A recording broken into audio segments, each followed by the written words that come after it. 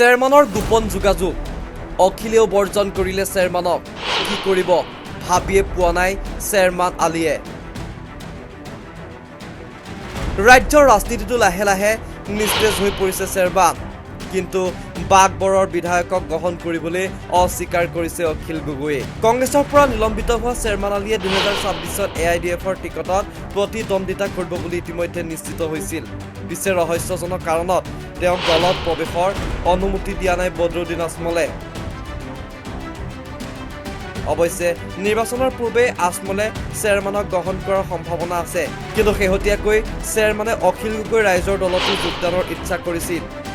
আমি লাভ কৰা খবৰ অনুসৰি অখিলে নামনিৰ মিয়াপথান এলেকাত আৰম্ভ কৰা অভিযানৰ সময়তে ৰাইজৰ দলত যোগ দিবলৈ সাজু হৈছিল চেয়াৰমেন কিন্তু শেষ মুহূৰ্তত অখিল গগৈ চেয়াৰমেনৰ প্ৰস্তাৱ নাকচ কৰিলে ৰাইজৰ দলত যোগদানত বাধা দিয়া হ'ল চেয়াৰমেনক কংগ্ৰেছৰ পৰা নিলম্বিত হৈ থকা চেয়াৰমেন আলী ৰাজনৈতিকভাৱে অগ্ৰণী হৈ পৰিছে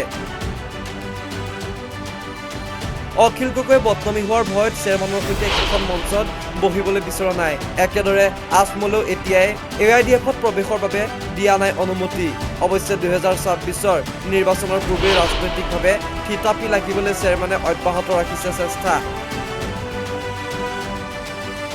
খবৰ অনুযায়ী কেইবাটাও দলৰ সৈতে অব্যাহত আছে চেয়াৰমেনৰ যোগাযোগ এই সন্দৰ্ভত শীঘ্ৰেই আমি প্ৰকাশ কৰিম পৰৱৰ্তী প্ৰতিবেদন